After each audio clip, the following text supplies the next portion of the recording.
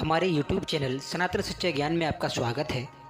श्रोताओं, एक बार भगवान शिव कैलाश पर्वत पर बैठे हुए थे तो माता पार्वती भगवान शिव से कहती हैं कि हे प्रभु, एक प्रश्न मेरे मन को कई दिनों से विचलित करे हुए है। कृपया आप मेरे लिए मेरे प्रश्न का उत्तर बता करके पूरी तरह से संतुष्ट कीजिए। तभी भगवान शिव कहते हैं कि हे देवी, आपका कौन सा प्रश्न है? आप कृपया करके मुझे अपना प्रश्न बताएं। मैं तुम्हें तुम्हारे प्रश्न का उत्तर देकर के संतुष्ट करने का पूर्ण विश्वास करूंगा। तब माता पार्वती कहती है कि हे प्रभु, मेरा प्रश्न ये है कि सास को परेशान करने वाली बहू को कौन सी सज़ा मिलती है? तभी भगवान शिव कहते हैं कि हे देवी, तुम्हारा प्रश्न बड़ा ही महत्वपूर्ण है। इस प्रश्न का उत्तर मैं तुम्हारे लिए एक छोटी सी कहानी के माध्यम से दूंगा, जिससे कि तुम्हारे ठीक से समझ में आ सके। इतना ही नहीं, बल्कि इस कहानी को सुनने के बाद कोई भी बहू अपनी सास को भूलकर भी परेशान नहीं करेगी। इसलिए तुम कहानी को शुरू से लेकर अंत तक अवश्य सुनना और बड़े ही ध्यान से सुनना, क्योंकि आधी अधूरी कहानी सुनने से हमेशा आधा अधूरा ही ज्ञान प्राप्त होता है, जो जीवन में कभी किसी काम नहीं आता। इस कहानी को सुनकर के कोई भी बहू भूल कर भी अपनी सास को परेशान नहीं करेगी। इसलिए इस कहानी को तुम बड़े ही ध्यान से सुनना। तो मित्रों, कहानी को शुरू करने से पहले मेरा आप सभी से अनुरोध है कि यदि चैनल पर पहली बार आए हैं तो चैनल के लिए सब्सक्राइब अवश्य कर देना और बेल आइकन ऑन कर दें, ताकि हर आने वाली वीडियो का नोटिफिकेशन सबसे पहले आपको मिल सके। भगवान शिव कहते हैं कि हे पार्वती, प्राचीन समय की बात है, एक नगर में एक बहुत ही गरीब एक विधवा सेठानी रहा करती थी, जिनके 2 बेटे थे और दोनों बेटों की शादी हो चुकी थी। बड़े बेटे की बहू बड़ा ही दुष्ट प्रवृत्ति की थी, जो कि अपनी सास को बहुत परेशान किया करती थी, और छोटे पुत्र की बहू बड़े ही अच्छे स्वभाव की थी, जो कि अपनी सास के लिए बहुत ही प्यार किया करती थी। हर पल अपने ससुर और अपने पति की सेवा में लगी रहती थी। तभी भगवान शिव कहते हैं कि हे देवी, उनके घर की स्थिति कुछ ज़्यादा अच्छी नहीं थी। जैसे तैसे उनका घर का गुजारा चलता था। फिर एक दिन सेठानी ने अपने दोनों लड़कों से कहा कि बेटा, ऐसे कैसे काम चलेगा?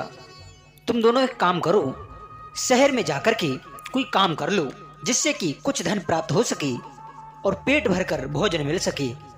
तब भगवान शिव कहते हैं कि हे देवी, इस प्रकार उस गरीब सेठानी की बात सुनकर के दोनों लड़के शहर जाने की तैयारी करते हैं और अपनी अपनी पत्नियों से कहते हैं कि अपनी सास की सेवा करना, माताजी के लिए बिल्कुल भी परेशान मत करना। फिर इस प्रकार अपने अपने पतियों की बात सुनकर के वो दोनों बहू कहती हैं, आप चिंता मत करो, मैं अपनी सास का पूरा ध्यान रखूंगी और इनके लिए कोई भी किसी भी प्रकार की परेशानी नहीं होगी। भगवान शिव कहते हैं कि हे देवी, इस प्रकार जब सेठानी के दोनों लड़के शहर चले जाते हैं तो फिर सेठानी अपनी दोनों बहुओं के पास 1-1 महीने रहती हैं। वो बूढ़ी माताजी सबसे पहले अपनी बड़ी बहू के पास में पहुंच जाती हैं। भगवान शिव कहते हैं कि पार्वती, बड़ी बहू अपनी सास पर बड़ा ही जुल्म ढाती है। वो बूढ़ी माताजी पर भोजन बनवाती है, झाड़ू लगवाती है, बर्तन साफ कराती है और अपने कपड़े भी साफ करवाती है। और सिर्फ इतना ही नहीं, जब रात्रि को सोने का समय होता है तो वह अपनी सास से अपने पैर भी दबाती है। भगवान शिव कहते हैं कि हे देवी, इतना जुल्म सहन करने के बाद भी उन बूढ़ी सेठानी को पेट भरकर भोजन नहीं मिलता। उनके लिए बासी रोटी बची हुई सुबह में खाने को मिलती है और सुबह की बची हुई रोटी शाम को खाने को मिलती है। हे देवी, जब धीरे धीरे समय ऐसे ही और गुजरता है, जब 1 महीना पूरा हो जाता है और सेठानी जब अपनी छोटी बहू के पास में पहुंच जाते हैं, भगवान शिव कहते हैं कि हे देवी, उस बूढ़ी माता की जो छोटी बहू थी वो बड़े ही अच्छे संस्कार वाली थी।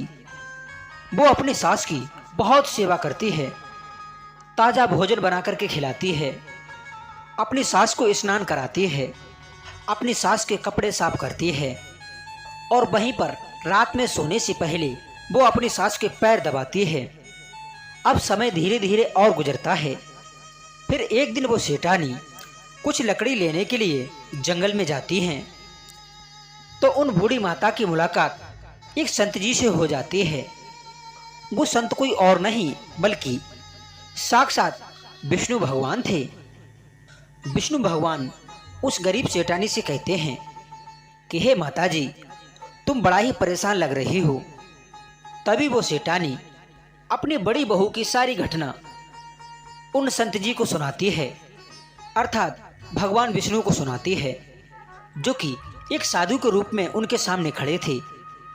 तो विष्णु रूपी संत कहते हैं कि हे माता जी, तुम्हारी छोटी बहू बहुत अच्छे संस्कार वाली है और तुम्हारी वो सेवा भी करती है। अब तुम एक काम करना, जब कल तुम लकड़ी लेने के लिए आओ, इसी स्थान पर एक मक्के के पेड़ पर तुम्हारे लिए एक भुंटा नजर आएगा।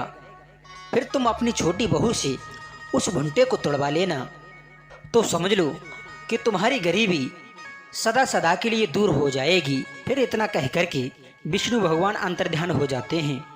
भगवान शिव कहते हैं कि पार्वती, विष्णु भगवान के जाने के बाद वो गरीब सेठानी अपने घर पर आती हैं। संत के द्वारा कही गई बात को वो सेठानी अपनी बहू को बताती है। फिर तो अगले दिन वो सेठानी जब अपनी छोटी बहू के साथ में जब उस जंगल में लकड़ी लेने के लिए पहुंचती है, तो उन सेठानी को एक मक्के का पेड़ दिखाई पड़ता है और उस पेड़ पर एक भुंटा लगा हुआ था।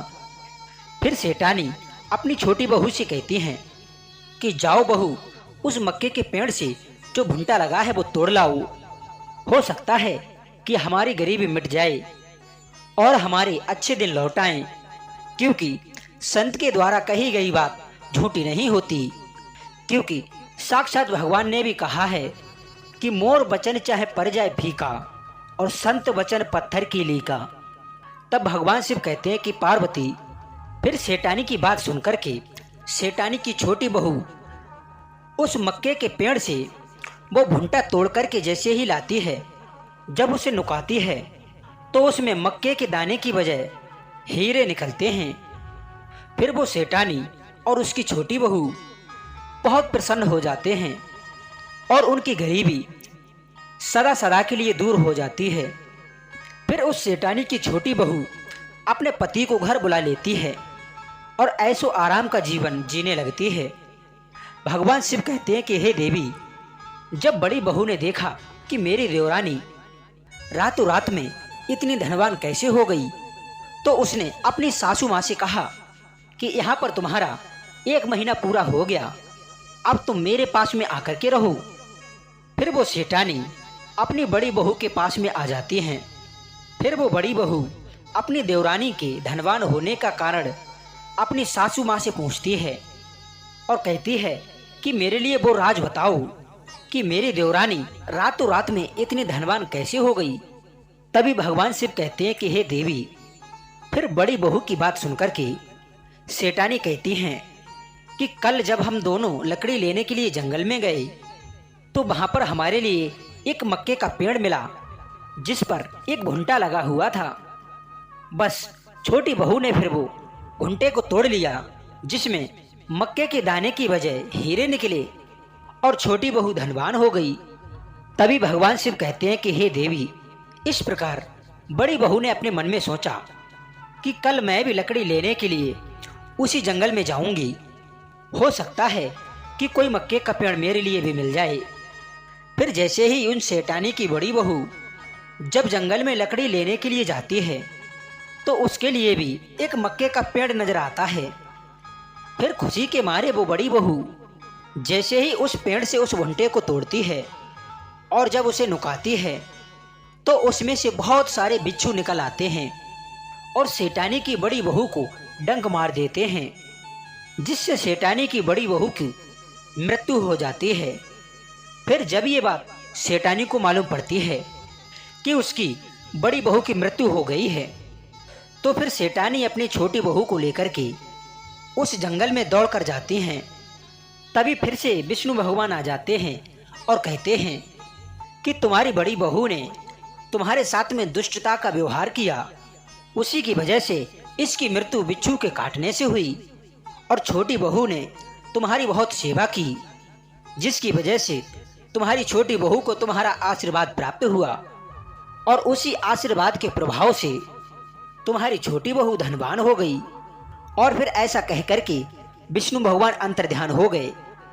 तभी भगवान शिव कहते हैं कि हे देवी, इस प्रकार जो बहू अपनी सास के साथ में जो दुष्टता का व्यवहार करती है, उसकी मृत्यु बिच्छू के काटने से होती है और वह जहर प्रकोप से मरती है। और वहीं पर जो बहू अपने सास ससुर की सेवा सेठानी की छोटी बहू की तरह करती है, उसे अपने सास ससुर का आशीर्वाद मिलता है। फिर ऐसी बहू धनवान होकर के अपना सुखी जीवन जीती हैं। इसलिए हर बहू को अपने सास ससुर और अपने पति की सेवा अवश्य करनी चाहिए। श्रोताओं, इस कहानी से हमारे लिए ये सीख मिलती है कि माता पिता के चरणों में ही स्वर्ग होता है। माँ की दुआ से पत्थर भी पिघल सकता है। जितना असर दवा में नहीं होता, जितना कि माँ की दुआ में होता है। यदि माता पिता का आशीर्वाद मिल जाए तो हर काम संभव है, और यदि माता पिता का आशीर्वाद ना मिले तो आप बढ़ते हुए काम में भी कामयाब नहीं हो पाएंगे। इसलिए मेरा आपसे निवेदन है कि प्रत्येक बहू को अपने सास ससुर और अपने पति की सेवा तन मन धन और मन लगाकर करनी चाहिए। तो श्रोताओं, यह कहानी आपको कैसी लगी वो हमारे लिए कमेंट सेक्शन के माध्यम से अपनी राय अवश्य देना, और कमेंट बॉक्स में हर हर महादेव जय माता पार्वती अवश्य लिखना। मिलते हैं नेक्स्ट वीडियो में एक नई ज्ञान चर्चा के साथ। तब तक सभी श्रोताओं को बहुत बहुत धन्यवाद जी। नमस्कार।